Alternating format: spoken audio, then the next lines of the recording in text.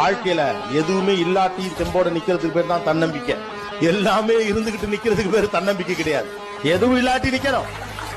கால் அம்பு ஆயுதம் எதுவும் இல்லாட்டி நிக்கணும். தனிச்சு நிக்கணும். பயப்படாம நிக்கணும். அதுதான் நம்பிக்கை.